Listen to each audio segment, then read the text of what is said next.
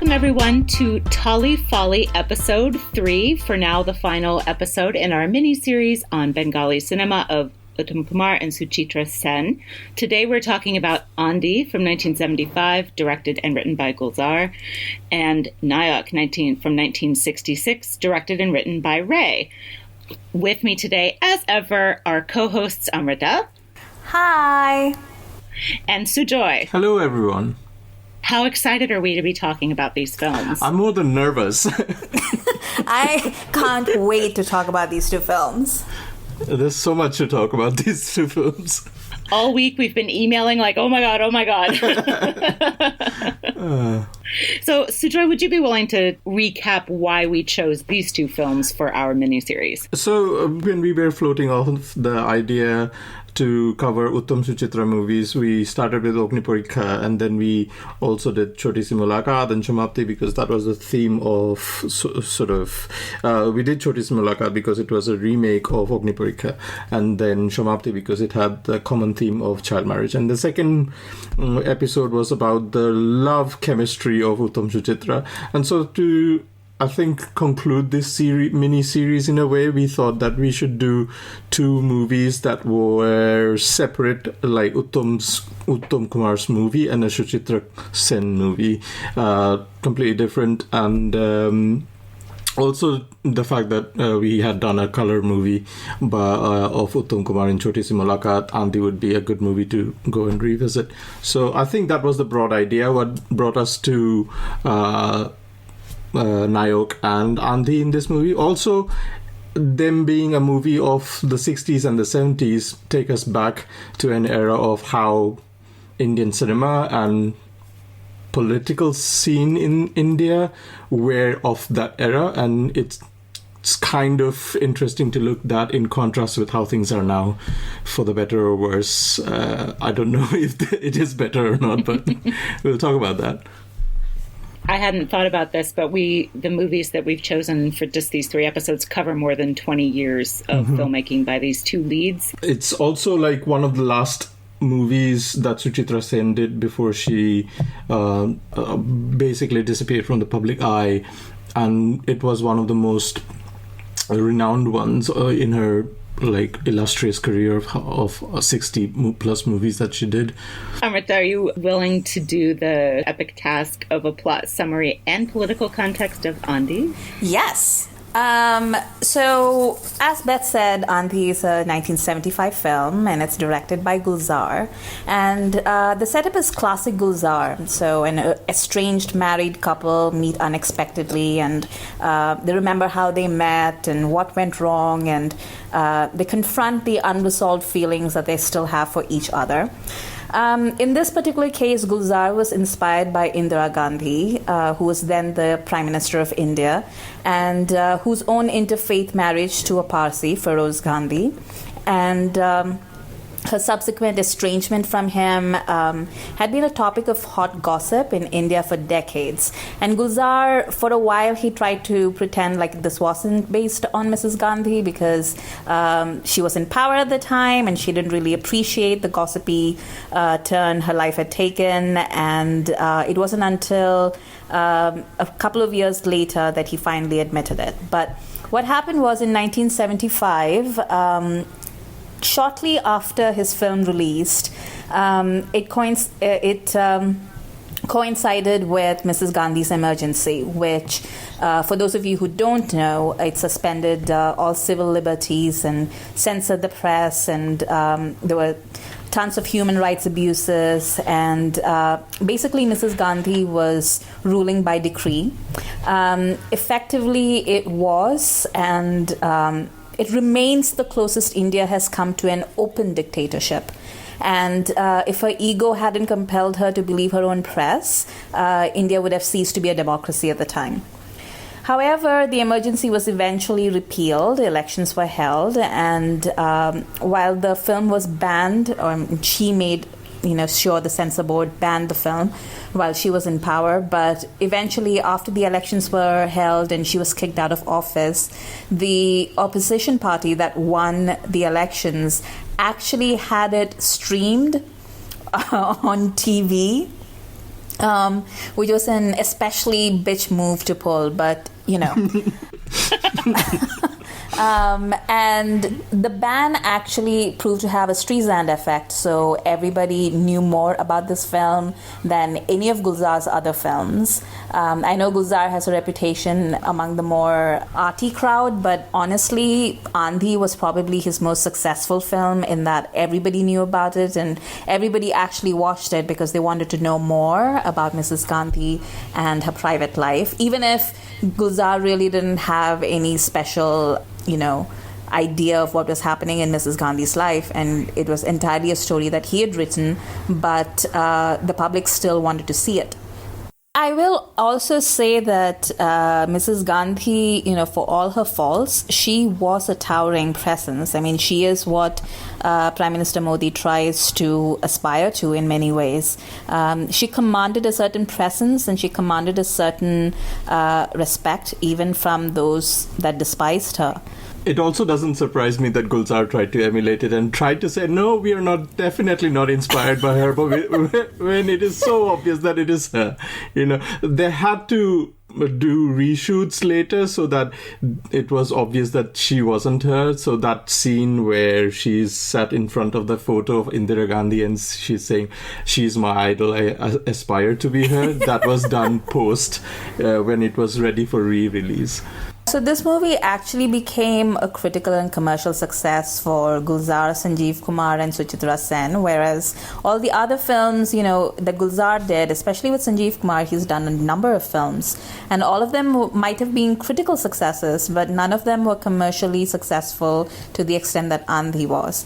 And at some point, we need to talk about the parallels between this film and Gulzar's own life, because as much as the world understands this film to be directly correlated between Mrs. Gandhi's personal life and the cinematic Aarti Devi's life, I think there's more to be said about the similarities between Gulzar and Sanjeev Kumar in this film.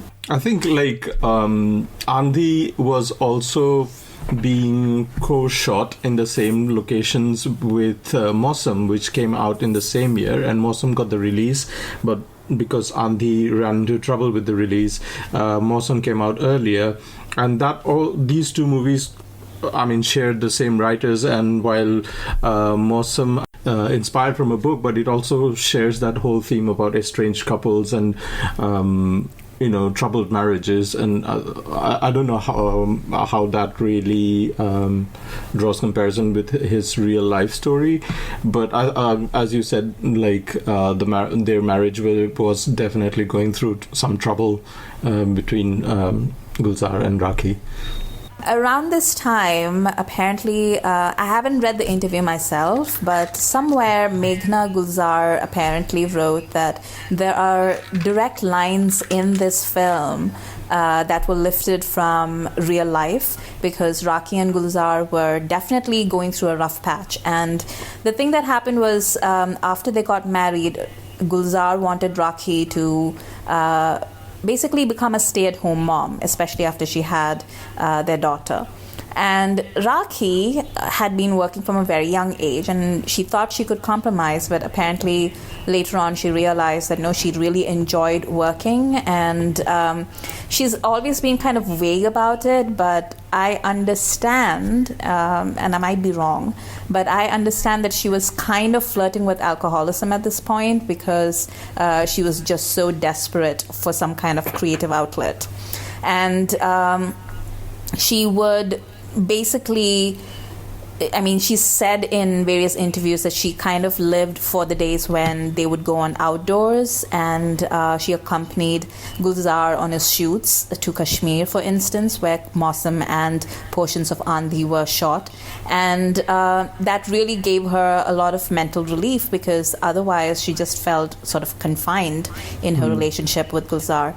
And Meghna Gulzar apparently said that that scene that you said about the toothpaste.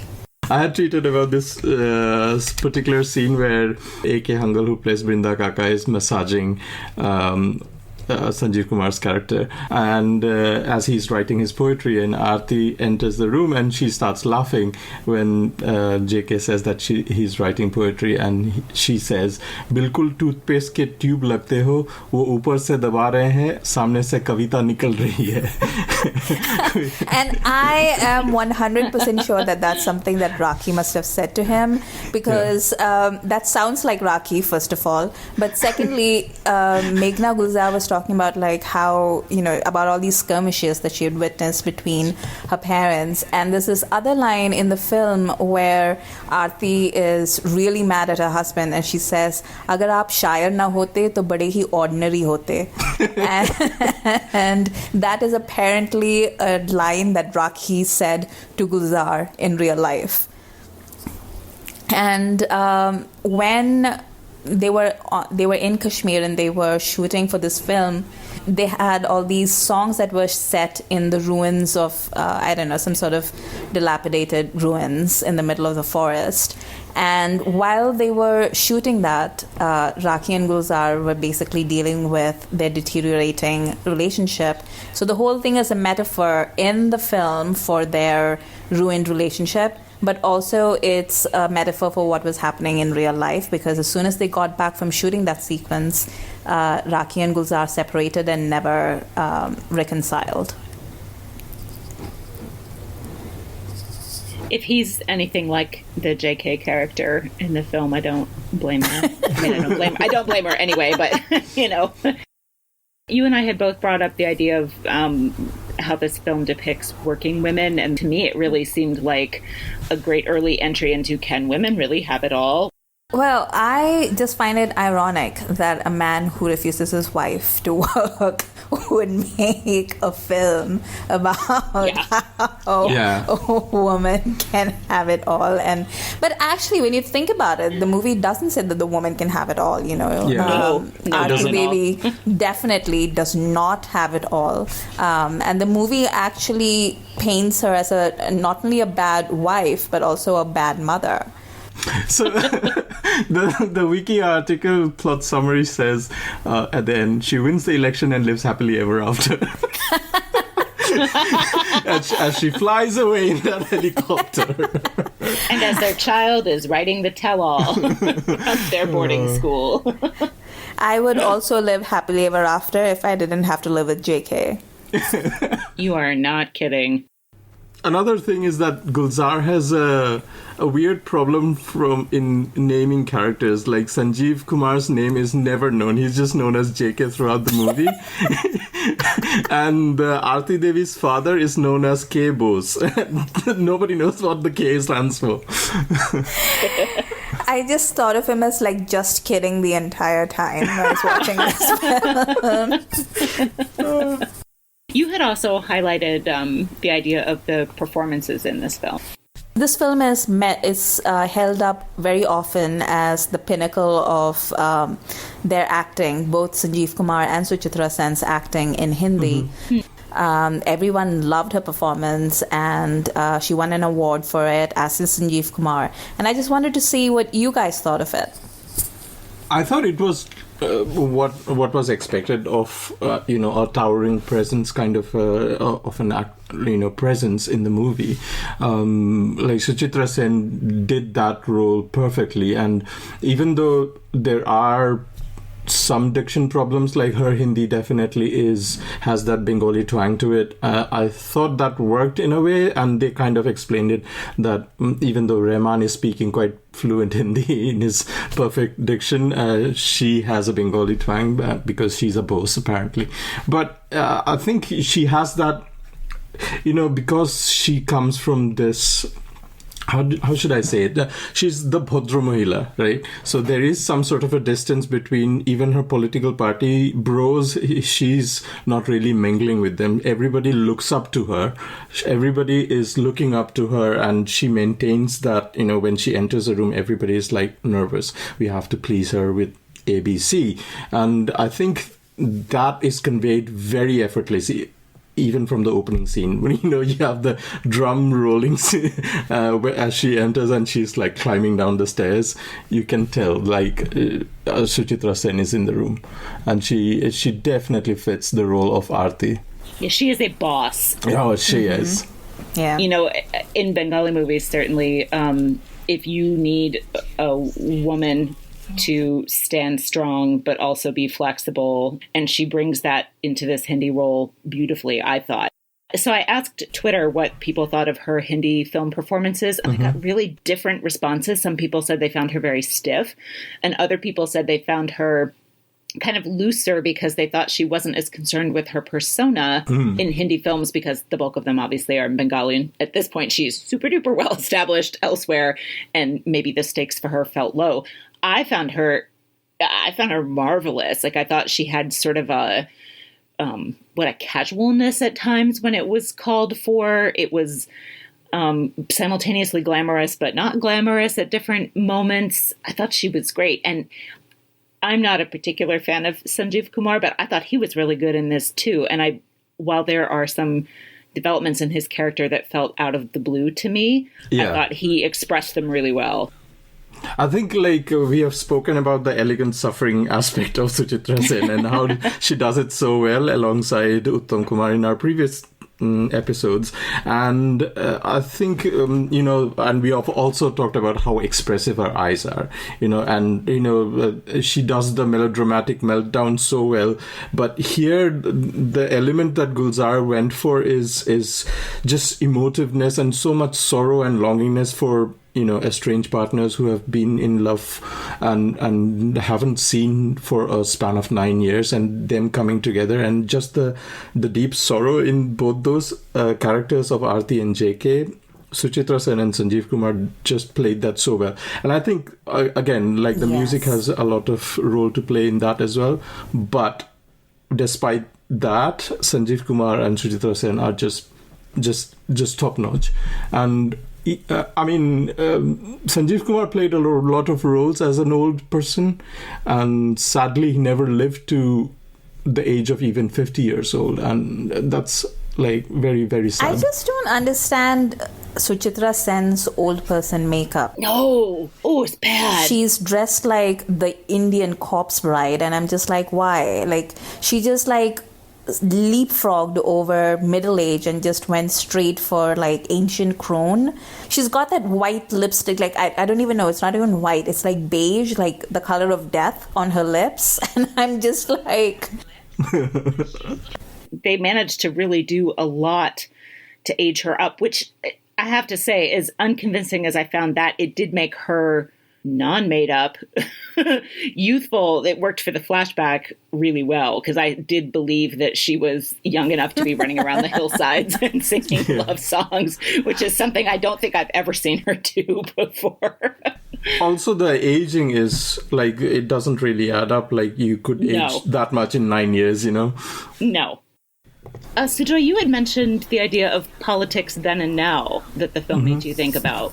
Yeah, so Gulzaar explores the many sort of divisiveness and all the plots and ploys that politicians play during the day of the 1970s. The opposition would employ the press, and so it's kind of like a funny expose of sorts, but which was probably not as taken for granted as we are now, because we read about bad politicians and their policies and all their scandals so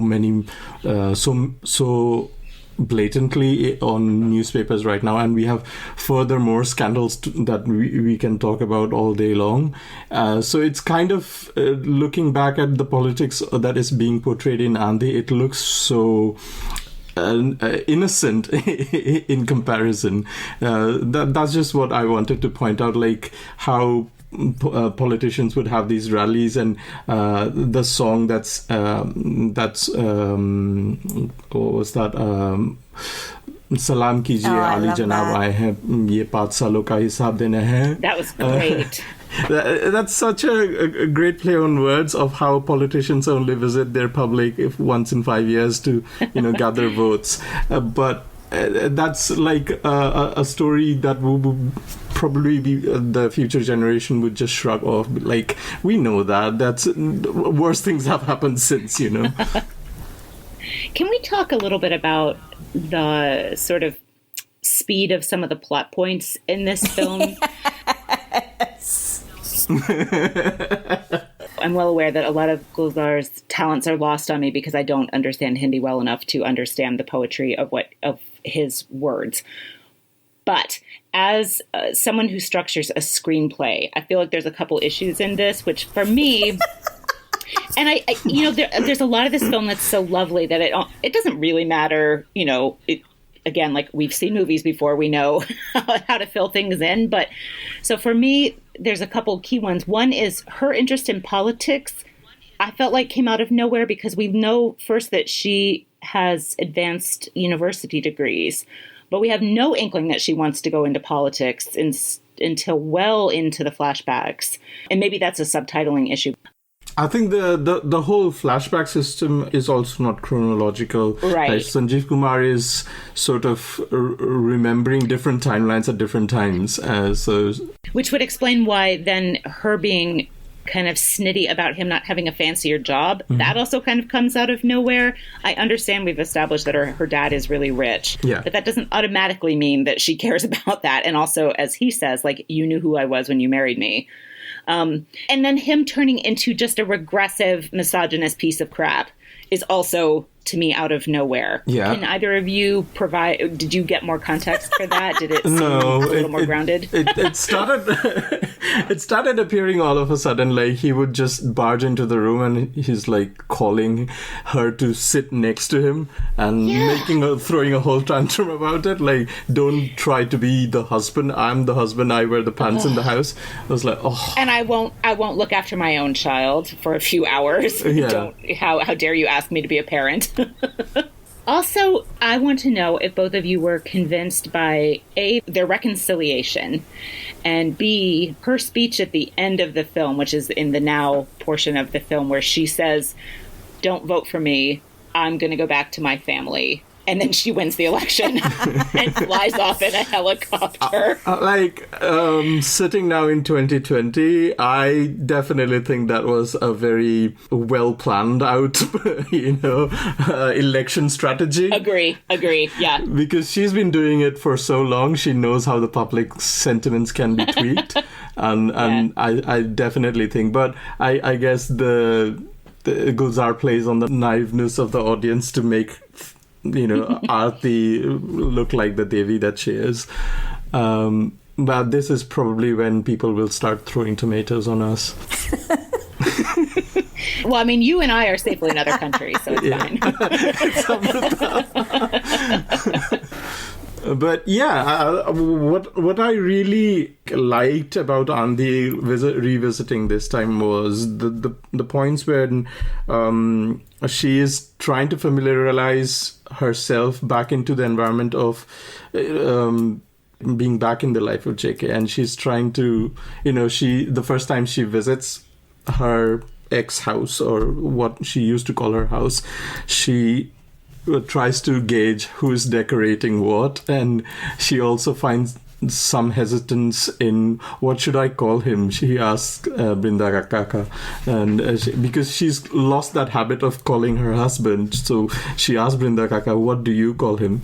I can't call him Sabji. That was beautiful. There are some really well thought out scenes which I really, really enjoyed. I feel like that's really a feature of Gulzaar's writing for films, in that he structures these moments that are pretty great, and they relate really well to his audience. But as Beth was saying, like, if you look at the overall structure and how he strings it all together, he really finds it difficult. And he was just starting off to make his own movies. He's been more into writing poetry and lyrics for songs. Movie direction is totally another ballgame, I guess. To be honest, I only ever thought of one Gulzaar movie that I think is good as a movie on its own merits, and that's the one with Hema Malini and Jitendra. Khushbu? Khushbu, that's it. Are there any other thoughts we want to discuss about Aandhi? Oh, of course, the music. Yeah, we should talk about the music. The music is great. No, talk. You talk. So, what's your favorite song of the soundtrack? Oh, it's Tere Bina. Yeah. What else would I say? I mean, I love all the songs except for like Salam Kijiye is okay. But yeah, I mean, I hadn't seen the movie in a very long time, and I always like whenever I listen, Tere Bina sounds like a bit more, it's a sad song. So I often listen to Is Mor Se Jate Hain or Tum Aa Gaye Ho more than Tere Bina. But Tere Bina's picturization within the movie's universe is just so beautiful, and it's been overplayed for a reason, and it's my favorite. Like Kishore's voice in that is just incredible. What about you, Beth? Mine is the street qawwali. I love qawwalis in films, just sort of like aesthetically, musically. I love them. I feel like you don't see them picturized on non-stars very often, and so to turn the crowd into the stars of the song is a really cool device, and I thought it was really effective to the idea that the public is the one narrating what happens to a politician, despite the machinations and all that we've seen behind the scenes of politics in this film, which are both funny and also in 2020 desperately unfunny. To give the public an actual voice in this key feature of a Hindi film, I thought was really clever. And it's just really fun. And watching them walk along and doing that, I don't know what this is called. I've always wanted to know the special clap you do during a qawwali, right? The singers are doing. Yeah. I thought that was so clever and very, very fun. Also taunting at the politician with the tali. Yeah, do you know how much I want to do that right now?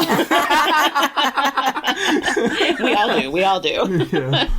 Oh, here's something that I found interesting. I don't know if people know that the tune of Tere Bina is like R.D. Burman composes his songs mostly in Bengali, and they find a new life in Hindi. So be it, there's lots of songs like from Anamika, there's Meri Bhigi Bhigi Si, which is Mone Pore Rubirai, and Tere Bina is also a Bengali song which was composed earlier as a Durga Puja song. It was called Jete Jete Poto Holeo Deri, and Gulzaar liked that music and wrote the lyrics around the tune. Wow. Everything comes back to Tolly Folly in Bengali films, right? Yeah, so brown. With that, I'm going to move us into Nayak, which is a movie that I love so much that I'm incoherent about it. So I'm asking Sujoy to do a plot summary and to kind of kick off with some of his thoughts about this movie that clearly Amrita and I also love. The first time I watched Nayak was when I was quite little and not really able to understand this movie, and I discarded it as a very boring, very pretentious, even though I did not know what was the meaning of being pretentious was, And It's a feeling. Yeah, like I'm not interested. Somebody just made it for somebody who just smokes cigarettes in the corner and drinks wine all day. This is not for me. And I was probably like 10 or 11 or whatever. And then you revisited it a couple of years later. But anyway, Nayak, or The Hero, is a 1966 film directed and written by Satyajit starring Uttam Kumar in a perhaps biographical role of a matinee idol by the name Arindam. He's on a train from Calcutta to Delhi to receive a national award, and in this train he has to interact with several passengers in the carriage. Among them is Miss Aditi Sengupta, played by Sharmila Tagore, a reporter and editor for a women's magazine called Adhunika. It is through her interactions with him and his interactions with her that we see the story of Arindam Mukherjee unveil in flashbacks and nightmares and get to know the making of a hero. Before we go any further, I just want to point out that I love that he's going to get a national award. Like, even in the onset of this film, there has to be this, like, mainstream guy, but like, I roll, I guess I'll get on the train and go to Delhi and get a national award. And he does say, I don't give a damn about awards, you know? And Uttam Kumar is the first person to get the National Film Award for Best Actor 2 years after this. So, was cool. he? I did not know that. The very first one. Well, I don't know for what movie he got it, but it was entirely deserved. He got it for Chiryakana and Anthony Ferengi. What? Oh, wow. So really, he got it for Nayak, but the award didn't exist then, so they put it for these other two. Oh, Lord. All right, anyway, Sujoy, tell us some of what struck you about this now that you're old and wise enough to appreciate it. Oh, wow. Where do I start? There's something so monumental about Ray and Uttam Kumar coming together, right? They are totally two different leaders of Indian cinema in a way, and them coming together in a way and sharing those sensibilities in this movie it makes this movie so timeless in a way. Like, it encapsulates the image of star and stardom, which is still very much relevant, and we are still having conversations about what makes a star, and beyond all the noise of the nepotism debate and all that, and it's so relevant and it's so well made. It's so stylish. The sensibilities of what Satyajit Ray brought on the table, coinciding with the stardom and the star power and the screen presence of Uttam Kumar and the other actors that share the screen with him, just makes Nayak like timeless. And it's like, I have no doubts that this is Uttam Kumar's best work that he's done, and it's probably one of my favorites that Ray has done as well.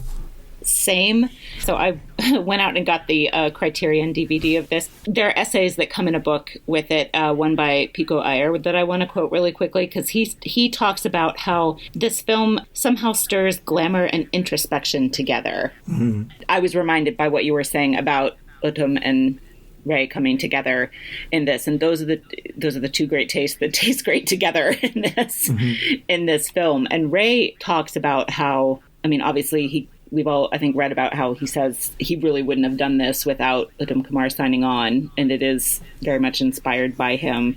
But that people accused him of selling out when this film was announced. Yeah. Because he was going to work with Uttam. I hope everyone who said that has egg on their faces forever, because this film was magic. Yeah, I mean, it didn't really do well when it came out. You know, the box office numbers weren't that great compared to what Uttam Kumar's movies are, thought of to make. But over the years, it's definitely become a monster of its own. Like, it's and quite rightly so.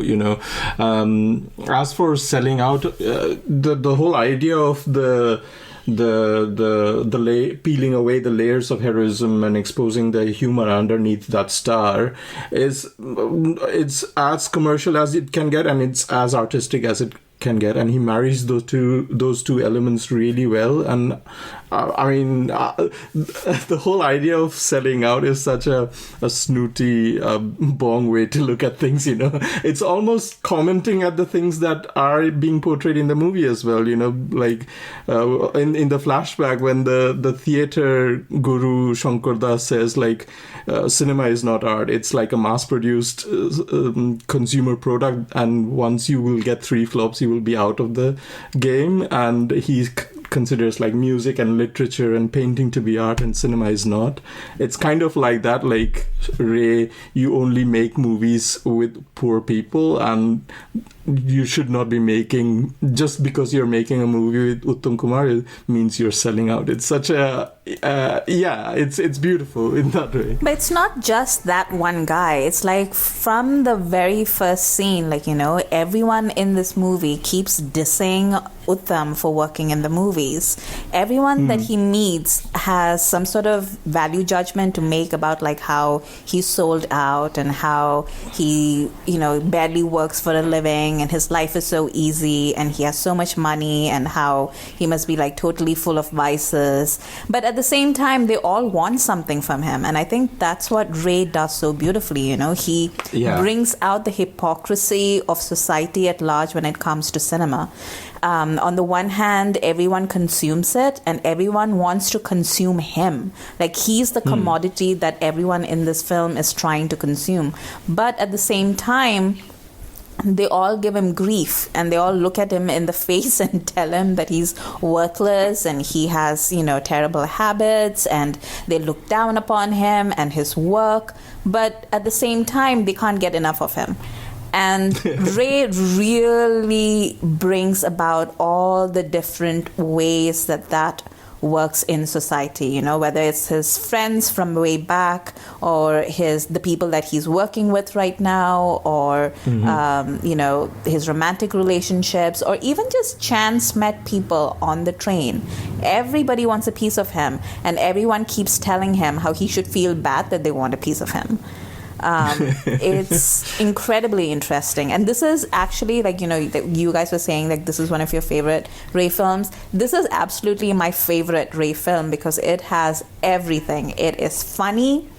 It is cutting. It's so funny, though. It's so funny. It is incredible. He never gets enough credit for the humor in his films, I think. Right. The emotions in this one are that I had while watching it are all over the place, but I kept coming back to laughing. Yep. But it's also really emotional, and you feel for all the pain that he's going through. And Uttam is so amazing in this, and I'll talk about that later, but because you can't stop me. But but you have a real sense of the emotions in this character, and you get you feel a sense of disgust at the way the people are behaving in this film. You get the charm when he is interacting with Sharmila. It's just heart eyes all over the place.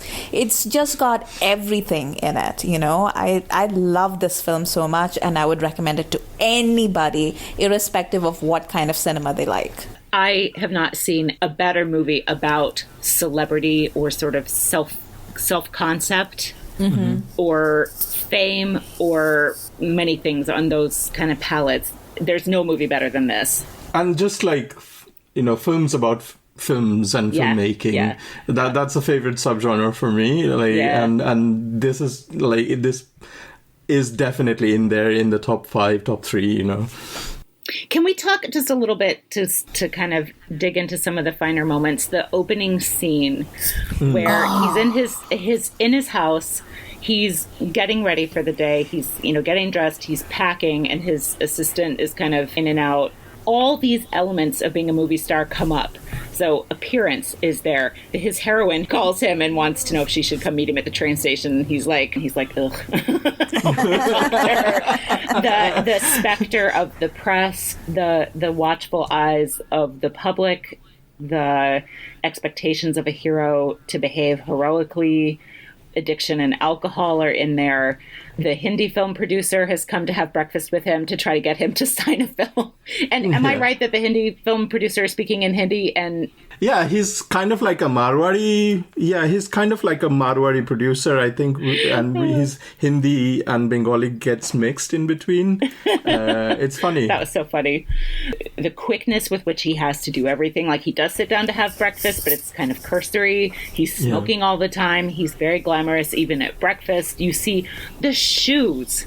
Oh my God. What are those shoes? I was talking with Rachel Dwyer about this, and neither of us are sure what those are supposed to connote, because to me that kind of spectator type shoe is very 20s, like Great Gatsby, Al Capone sort of thing. So I don't know what we're supposed to make of those shoes, but they're very prominent. They visually stand out because of the high contrast. I think I read somewhere that Ray was very much inspired by Fellini, and this look of Uttam wearing the black glasses is directly a reference to Marcello Mastroianni's in 8½. Oh, I see that. Yeah. But also movie stars in sunglasses is as old as time. So I've seen this movie a bunch of different times, right? But this is the first time I've seen this movie since, I think... I can't believe I'm saying this, but Jab Harry Met Sejal came out. And there's a scene in it where Shahrukh is getting dressed in the mirror. I don't know if you guys remember it, because I didn't remember until like Justin Rao did one of his remixes on Twitter, and I was watching that, and suddenly, like, I get the common theme, the superstar in the train check. And it was very like, like the 1,000-yard stare and the tying of the tie, and I mean, how, and that first look at Uttam's face, how the camera just sort of follows him around the room and then cuts to all these different things and then finally focuses on Uttam's face, and it is marvelous. He gets the full hero slow reveal, you know. Even before that, when the starting credits roll and the whole title sequence is happening, his hair is the backdrop where the fonts appear, and it starts to peel away slowly, and we get to realize, it is the back of his hair. He's getting ready for something, It's so, like, Ray was in advertising, and so his typography is definitely top notch. You can see it in the posters of so many movies, especially this one and Charulata and Devi. The whole starting sequence is just brilliant, and the way Uttam Kumar is being revealed in many layers, like his shoes, he wears a shirt, and all of that is, a star has entered the room, All right, Amrita, unleash. About what in particular? Because I could talk about so many different things. Talk about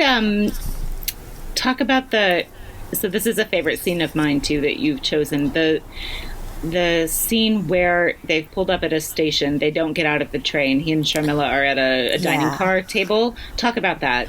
Okay, so in the film, Sharmila and Uttam are sitting in the dining car, and he's chosen her out because they have this moment of connection. They spar for a bit, and then they have this brief moment of connection, and he decides to just sort of come and sit with her, even though he knows that she's a journalist and she wants an interview that he doesn't want to give, and he's just in a really disturbed place emotionally, and he just wants to talk to somebody, and she's the only person that he can think of. So he sits there and he says, I'm safe with you because you're not interested in me or my work, so I can just talk. And because her magazine is too good for him. Yeah, basically. Like, we've already established that she does. Adhunika doesn't cover movies, It's beneath her. There's a moment like at their first meeting, and she immediately starts sparring with him for no good reason. And she does this thing where she's like, can I have your autograph? And then she's like, it's not for me, it's for my cousin. And then he's like, oh, you're one of those people. And don't do that, Like, if you're listening to this, then you want a favor from a celebrities, don't diss them and then ask them for an autograph or a picture. That's just rude. But everybody in this movie is rude. She realizes that once she gets back, she was like, why did I open my mouth like that? And the woman next to her says, what happened? Why don't you like him? And she's like, it's unbelievable that have you seen that XYZ movie that he was in? He plays the tennis. He is he is the first in the class. He's a leading progressive. He's a brilliant lover. How can one person be all of that? It's Saptapadi. And then her friend says, yeah, but when he does it, I don't mind. Yeah, exactly. But in that scene, like right before Shamla, like Aditi is her character, and Aditi like walks away. Like there's a brief moment where he looks up at her with like, this expression, and it's a fleeting expression where he's just like, good Lord, and he just like looks at her, and it is so charming and it is so funny, and it cracks me up every single time when he makes that face. One of the key things about him is that he gives as good as he gets. Yes. Right? He sasses everyone back. Yep. In that way that you're like, on the surface this seems like a perfectly polite statement, but it's actually not.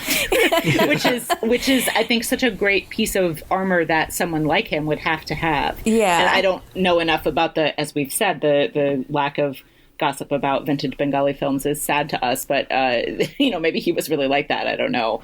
But it's so funny. Like, and when someone says, all of our Indian film industries just make more and more, but not better. And then he says, yep, that's why we have family planning. And this person has a child who's in the car with them. That's something that I've seen Shahrukh do, He does that with the press a lot. Yeah. But in this particular scene, he chooses to talk to Aditi for some reason. And it starts off with her being shady. He's just had a nightmare, so he's trying to reconcile with what the fuck is happening with me, Yeah.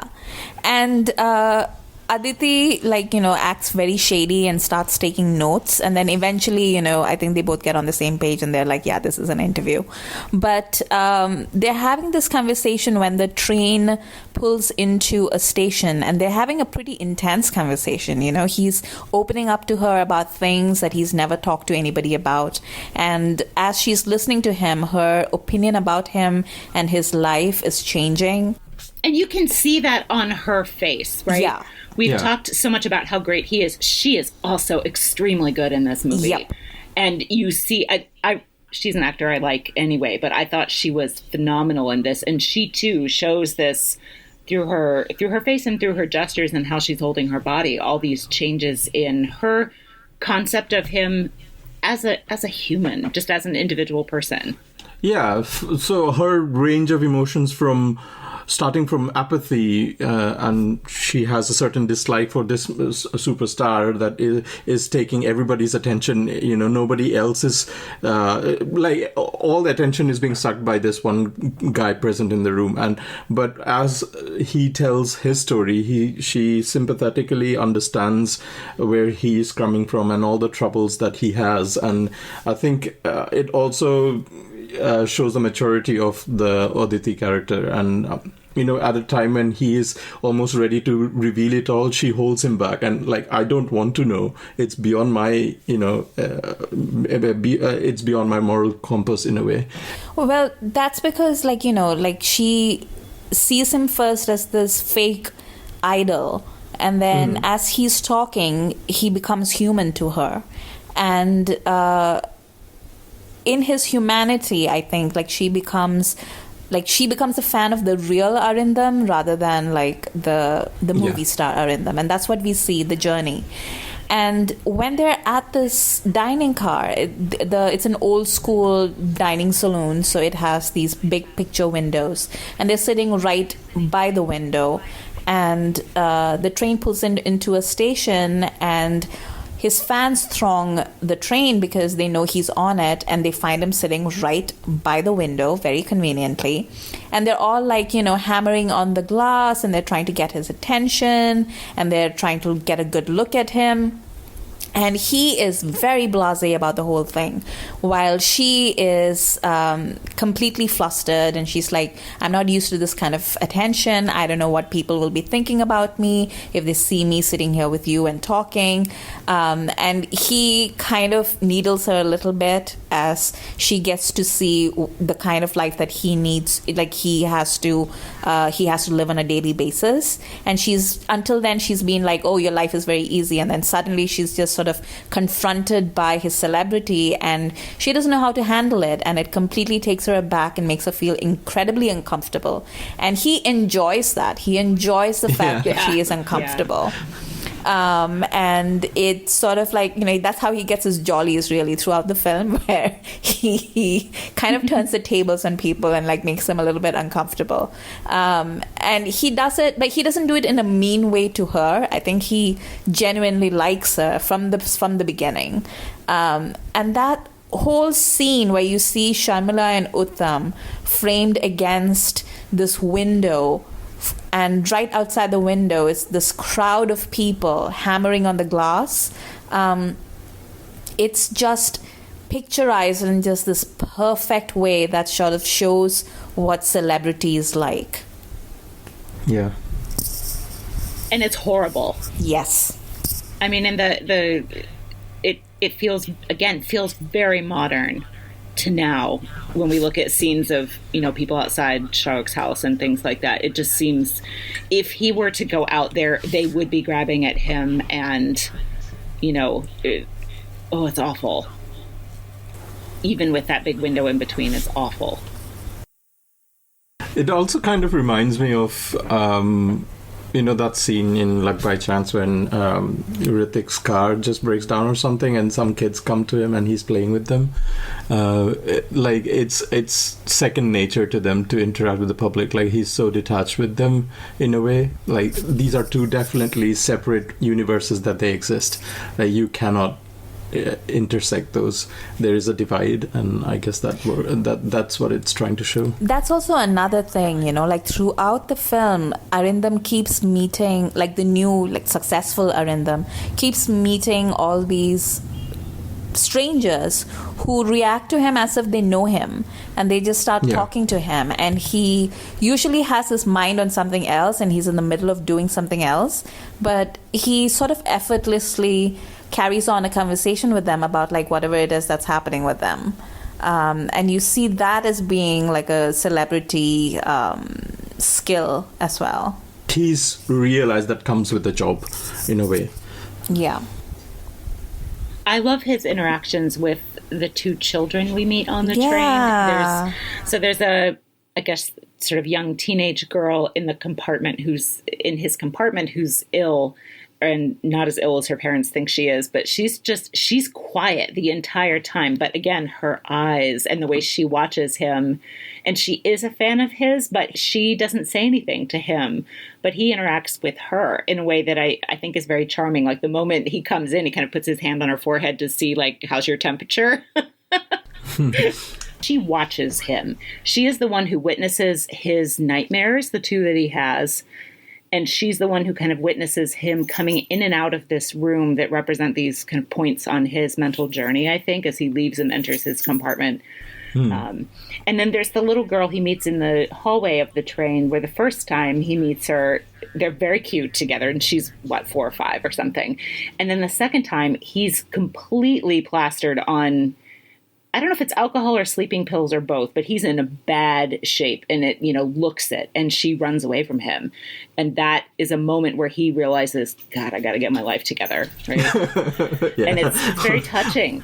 When the little girl runs away, that's the point, You've gone too far now. Yeah, so like him being drunk enough to punch someone in a nightclub, that's not the moment where he realizes my life's kind of gotten out of control. It's when a little girl runs away from him. Yeah, that scene though, when he like narrates to the Hindi producer, "Aapne dholai bujhen dolai." so like he's narrating it in such a cinematic way, like he's so dramatic, and that he's such a seasoned actor. He views his life as scenes in a movie, and it's just brilliant, Yeah. But that, like, it's scenes like that, and also like the scenes where he is sort of sparring with Sharmila and he's calling her the conscience in the village play. It's scenes like that really, like, to me, like when I think of Uttam, like those are the kind of scenes that I think of because it's so natural. I really don't get the sense that he's acting. I feel like that might just be Uttam interacting with these people, and Ray just had a camera trained on him, It's just so natural and so charming and just Uttam. Like, it couldn't have been anybody else. Yeah, No. So the whole part of the Arindam Mukherjee persona, it has to be informed by Uttam Kumar's real life stardom. Like, there is no other way. You can't separate the two. That's why it is kind of like a biographical depiction, even though I don't know, some of these stories might have been exaggerated, or some of them might never have happened. But in a way, we do want to believe that, this is how stardom is in that context. And Uttam Kumar plays it so beautifully. One of my favorite scenes, though, is like when the initial sparring between Sharmila and Uttam Kumar, and he keeps talking about something called Bajarta noshto hoye jabe. That means our shops will shut down if we reveal too much. He says, don't. We are creatures of light and shadow. Don't paint us as creatures of flesh and blood. Otherwise, bajarta noshto hoye jabe, which is such a brilliant line. And he learns it through so many shameful lessons that he's learned from his mentors. If you do that, your shop will shut. If you do that, your shop will shut. So he's so much driven by the box office in a way. And Sharmila comments at that. I didn't know your box office was so fragile, of public opinion. In that opening sequence, his assistant is saying, here's the numbers for your latest film, and it hasn't been doing very well. And Uttam says, I'm in it. Isn't that enough? And the guy goes, not this time, buddy. And then he later says, damn the fickle public, which is, a thought that he has in his own house, but he doesn't really project that. He's careful not to project that in his public interactions that we see. People talk, I think, in general, more about Ray working with Uttam Kumar in this movie, but we don't talk so much about Uttam Kumar agreeing to do this movie. Yeah. I really wonder what his experience of working on this film was, and it would be so interesting to dig into newspapers and see if he ever spoke about it. But if this was invasive, it was in a way he must not have minded. He too has a theater background, just like the actor he plays in the film. Like, who wouldn't want to work with Ray? Yeah. I just wonder what this film meant to him. It's just magnificent. And I hope he was proud of it. I feel like it was, but also I feel like this movie is tailor-made for an actor's narcissistic streak, because it's really just providing him a canvas to showcase, all the tricks in his book, but also to sort of examine himself as a cultural object. I mean, what actor wouldn't want that? What actor wouldn't eat that up with a spoon? You see Shahrukh Khan, and I keep coming back to Shahrukh Khan, and we'll come to that at a later point. But you see Shahrukh doing that in multiple movies. It's an impulse, I think, that every big star has at some point. Uttam just got to do it with Ray and just made the definitive article. Yeah. I think that on an emotional level, we talk about the peeling away the layers of heroism, and it's also evident in the physical way that it's visually represented. He washes his face and there is little to no makeup, and there's a lot of close-ups where you actually see the spots on his face, and you see the real him. You don't get to see that much of no makeup Uttam in any other movie where there's tight close-ups of him and he's emoting, and that has definitely some sort of a subconscious reach on the audience. We are getting to see a person reveal his his secrets, what drives him, what insecurities he has, and it's done beautifully, both by Ray and Uttam Kumar, and I don't think either of them had any other alternatives. So if you travel across India and if you had to pick somebody else, who would be this? The whole persona of Uttam Kumar as a star who is so sophisticated and yet interacting this very poised way. I find myself at loss of words to able to not find anybody who can wear those shoes. Now it's so different because of the access of cameras, the access of self-broadcasting, self-publishing, and all that. It's very hard to conceive of this film nowadays. If we did it, it would have to be Shahrukh. I will hear no other argument, but he kind of already did it in Fans, so I doubt, and I'm glad he did. I love that film as well, but even with the attractiveness of the role to a megastar, there's some dangers with it as well, and I wonder who would have done it. Yeah, because it requires the actor not to lose themselves in self-indulgence, Yeah. And that requires a certain kind of director, and it requires a certain kind of actor. And this was just perfect, because Uttam both has that range, but also has the ability to rein it in. And Ray, by all accounts, was very careful with his actors, and he could calibrate his performances to an inch. So it just really worked out like magic with the two of them. Even if we get Shahrukh in Hindi, I don't know what director would work for that film. Imtiaz Ali. I will kill myself. So a couple years ago, I got to see A Hard Day's Night in the theater with the new restored Criterion version of that. And this film kept coming to mind for me when I watched A Hard Day's Night, because the manic celebrity of the Beatles in 1964 is a pretty good parallel, I think, in some ways. Yeah. Now, granted, there's a big difference between rock and roll and acting in film, even matinee idol acting in this approximate era. But there's so many similarities between the two films to me that to me is the image I am always calling to mind when I think of what if we took this and did it somewhere else. I'm like, I feel like it kind of happened, and it was it was in Britain. Well, you know who I keep thinking about? Tom Cruise. Huh.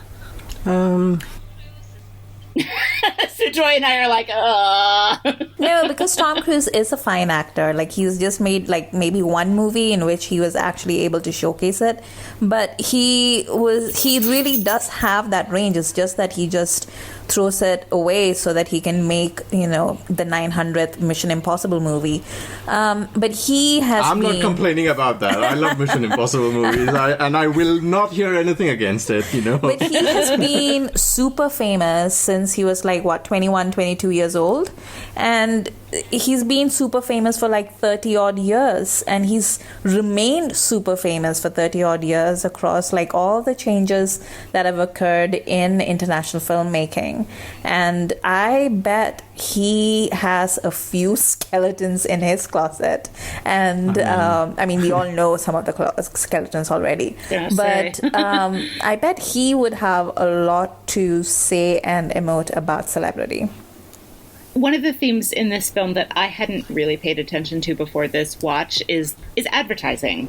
And as Sujoy was saying, Ray does come from the world of advertising, and he talks about it much more directly in other films. But we have the advertising executive and the international businessman who have some conversations, and that the advertising executive is willing to pimp out his wife to get an account. And I don't think that we see what happens with that. I wasn't sure if what had been agreed upon exactly by the end of those conversations. It's a counterpoint to how celebrities advertise themselves and have to be, concerned with image. And also that Sharmila's character is also concerned about the image of the things she creates, right? She wants it to be a modern woman. She wants it for the modern woman. She doesn't want to dirty it with cinema, So that idea of commodification and what we sell about ourselves runs through the film and is made really poignant by that precipice that we see some of those characters being willing to teeter along, including the wife herself, who says to her husband, Mr. Mukherjee's on this train, and he said he would talk to you about getting me into film, and that's what I want. And her husband seems pretty repulsed by that, which is super hypocritical. Yeah. There is an overarching theme of, everybody's transactional in a way. Yeah. Everybody's, talking about the bottom line in a way. So I have a question for you guys. Talking about Sharmila and Uttam. At the end of the movie, spoilers, but at the end of the movie, Sharmila and Uttam have arrived at this place of understanding and mutual respect for each other. And they're clearly attracted to each other as well, because who wouldn't be? She takes off her glasses. Yeah. I mean, they're just gorgeous together. And they look at each other, and he says, well, I guess I won't see you again. And she says, well, I guess not, but I'll remember this time in my memory. Do you think he tries to find her afterwards? I think it depends on whether his films, he gets those 3 flops in a row. 3 flops in a row. No, but that's mentioned over and over again, that number and that sequence. And he says to her in that exchange, she says something like... but we won't be, you won't be traveling in trams and buses like the common public. And then he says, I might. Yeah. I might. So I feel like it kind of depends if he is, if his films are still successful, other things demanding his attention, he might forget about her. But if he doesn't, he might really hold on to this idea of someone who was a decent person who dropped the transactional aspect of interacting with him and just saw him as a human. I'm gonna cry, it's so sad. Well, in my fanfic, he definitely goes after her, and he definitely finds her through her education ministry uncle. And they have cute babies. Yes, they have very cute babies, and they're living very happily in Calcutta right now. In their Baliganj flat. Yes. Yeah. With so many posters of Arindam all over the house, and No, none of she's Sharmila. thrown them all away, and now there's like Marx and Tagore and Mao, and they host all the intellectuals, and they all come, and they're all like, If he can play a leading progressive in a film, he can become one in real life. there you go. Oh, can we talk about his friend a little bit? Biresh, the political friend, yeah. His college friend. That was another arc that stood out to me this time that I haven't felt the weight of before. That he's got this friend from college who wanted to go into politics, and he used to kind of come along with his friend to rallies and things like that. And then there's one rally that turns violent, and he gets bonked on the head with a brick, and he doesn't see his friend again for years. And then this political friend shows up and asks Arindam to drive him somewhere, and he doesn't say where. And it turns out he's snookered Arindam into arriving at a rally. Yeah. Where workers have been striking for, 24 days or something, and he's like, it will mean a lot to them to see you. They're your public too, and he refuses to do it, and he says, I'll give you any amount of money you want, but I can't do this. That was heartbreaking. I think it also relates to the transactional thing that we were talking about. Oh, yeah. It's not like earlier he gets a speech about how you celebrities or how you people in the arts live in this creative bubble, totally detached from what the reality and what the real struggle is for the person on the street, because you are more enamored by fiction rather than what is factual.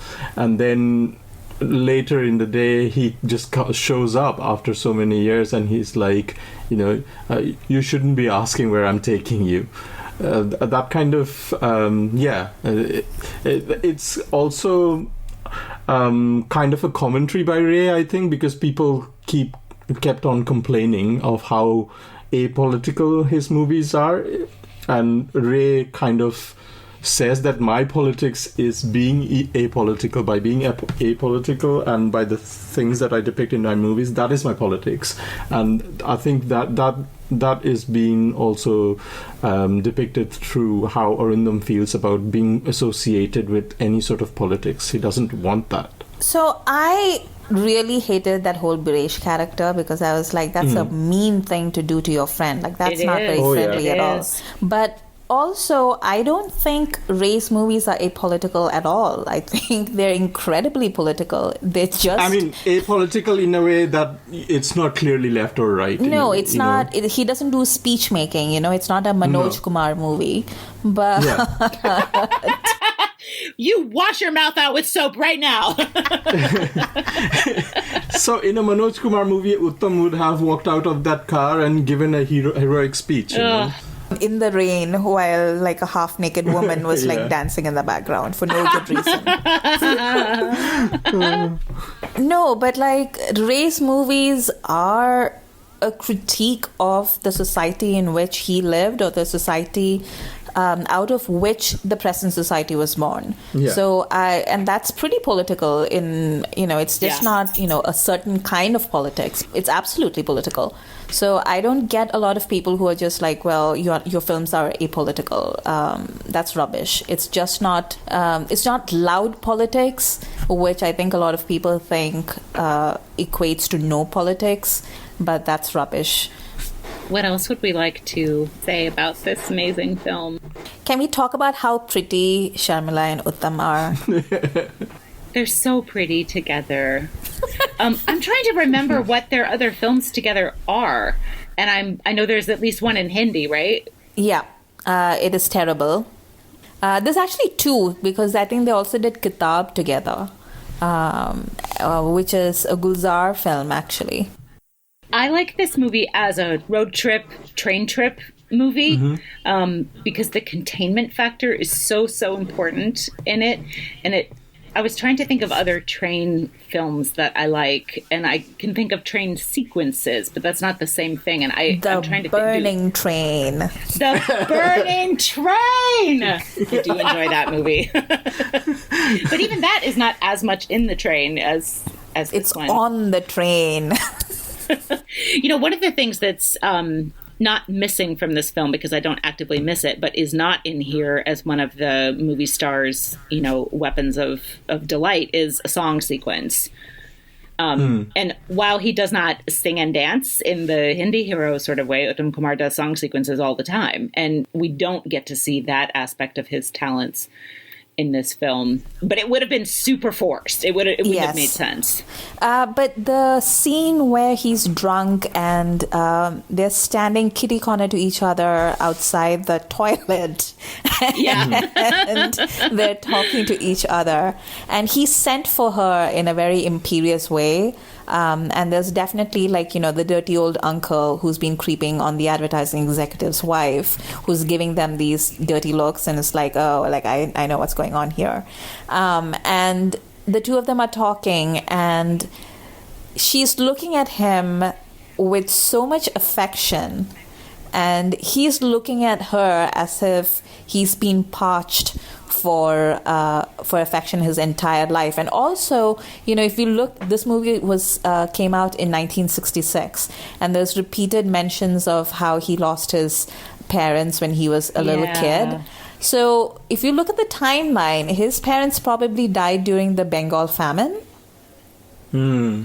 Would that makes the most, sense, historically speaking? So this is definitely a man who has grown up without the permanence of family or has felt unconditional love in his life.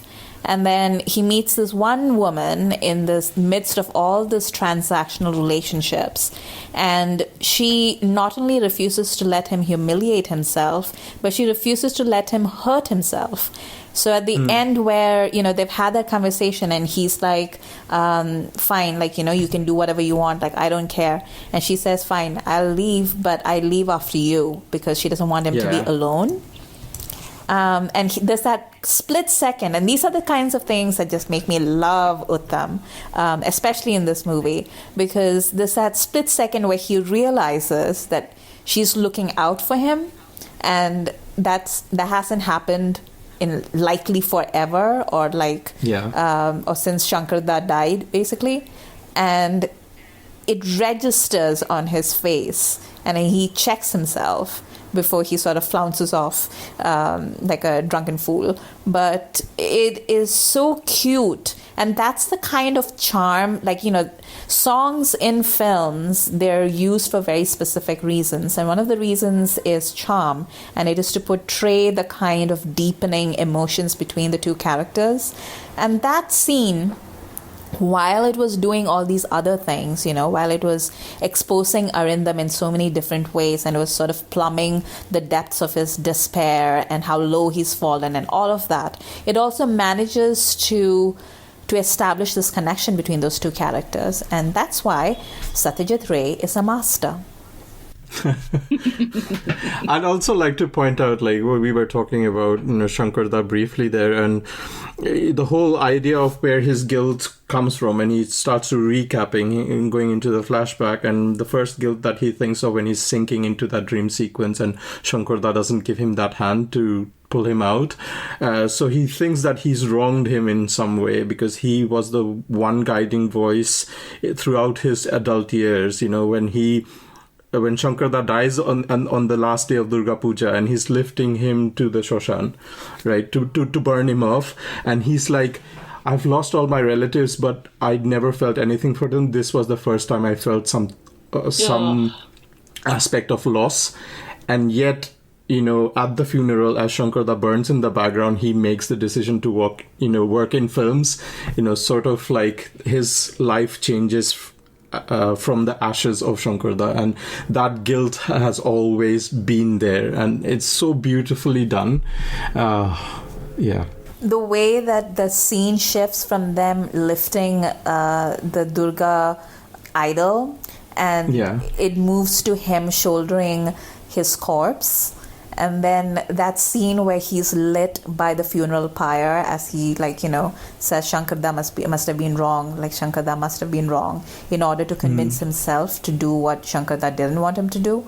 It is just, it's an incredible sequence. But also, again, I'm really mad at Shankarda because Shankarda does not get to tell a vulnerable young man what to do with his life. Yeah. That's just wrong. And then the other father figure in his life, which is Mukunda Lahiri, So, that's kind of like Ray's comment on how he saw 60s Bengali acting was, and probably what kind of movies were being made at that time with all the, Uttam says, he reads all the lines and sort of utters them in the same mannerism in every film he does. There is no sort of characterization to his acting. And even with the first movie that he did with Mukunda, he knew that he was wrong, and Mukunda was wrong and he was right. And his friend says, you will progress a lot, you will do well. I wonder who that's supposed to be. That must be a jab at least a handful of particular performances or performers. And I know it's not Chobi Biswas, but he has that is a role that actor would play, I feel. Yeah. But I don't know enough about Bengali character actors of the 40s. Chobi Biswas has also worked with Ray, right? Right. No, it's not him at all. It's not him at all. But it's that generation, and I just don't know those stars well enough. But again, tell us the gossip from 60 years ago. We want to know. Going back to Calcutta and digging out pages of Telegraph from 1960s. Any closing thoughts about this film? I mean, obviously, everyone should see it. If you haven't seen it, see it. There are parts of the world where you can rent this on the Criterion restored version on Amazon. In the US, it's $4 to rent it. Please watch it if you haven't. Please, please, please, please, please. You can watch it on YouTube for free with subs. Do that. As a quick follow-up, the next film that these two do together, and the only film they do after this together, is Chiryakana. Either of you have any thoughts on that one? Please avoid. Oh. No, I actually quite liked it as much as I can remember. I haven't seen it in a while, but it'd be interesting to revisit that. Especially since Amrita has so strong feelings about it. Well, my strong feelings are mainly about that one sequence where he puts on yellow face. Yeah, he pretends to be Japanese. It just ruined the entire film for me. I just couldn't get past it. My closing thoughts on Nayak is, this is a movie that is made in the 60s and with really minimum shoestring budget, and the amount of technical achievement that it has done in presenting the indoor space of a train carriage. The whole background is a back projection, and it was it still looks like we are watching it on a much better resolution TV in our living rooms, and so many years after when it has been remastered, it still holds up. It's so well done. It's so well lit. The whole camera work by one of the best, the pioneers, one of the pioneers of Indian cinematography, Subrata Mitra, and the art direction by Banshi Chandragupta. It's just stellar, and all of that come together in Ray's vision. Yeah, this movie is a work of art, from its technical stuff to its actors to its direction to everything. If you want to watch just one Satyajit Ray movie, or if you want to watch just one Uttam Kumar movie, or even if you want to watch just one Sharmila Tagore movie, like this is the movie that you should watch, because everybody is on top of their game here, and it is a truly enjoyable film. Like, it's not even like, because I feel like a lot of people approach movies like this, so-called art cinema, as like homework or as a chore, but honestly this is just good cinema. If you like cinema, then Nayak is a movie that you will love. Also, it would be unfair if we didn't ask this question. What would be the one Suchitra Sen movie if we were to recommend to people who are totally unaware of her work?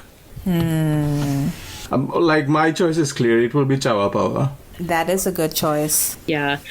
For me, I think it's going to be Satpake Banda. How do you pronounce that? Shatpake Banda. Thank you. That is a towering performance from her about a marriage that goes terribly, terribly wrong. It's phenomenal, and everyone should watch that. That is true. Yeah, I would be happy with either one of those, I think. If you want to watch something fun and frothy, then go with Sujoy's choice. If you want to watch something that is truly emotional, go with Beth. Isn't that always the case? I think I'm insulted. I'm not sure. I mean, I am the Uttam guy and you are the Soumitra guy, right? It's true. It's true. Yeah, next mini-series, I'm going to demand better representation of my favorite. It does feel like the series finale, right? We have built up our way through these 3 episodes, and this does feel like the series finale. We are talking about some, like, 2 really monumental movies. Yeah. We hope that these conversations have piqued your interest in watching some of these films if you've never seen them, or if you haven't seen them for a long time, to give them another visit, because they're all pretty marvelous, even if just for performances by these 2 amazing artists who are cornerstones of Bengali cinema. This has been the final episode in our limited mini-series Tolly Folly on the classic Bengali cinema of Uttam Kumar and Suchitra Sen. Sujoy is on Twitter and Instagram at 9E3K. Do check out his Instagram for some great pictures of London for a little bit of travel when we can't go anywhere. Amrita is on Twitter at AmritaIQ and YouTube at Amrita by the Book, where she talks about books and reading. Do listen. She's great. And I am on Twitter at Beth Loves Bali, and I am happy to tweet with anyone about Bengali cinema at any time. Thank you all for listening.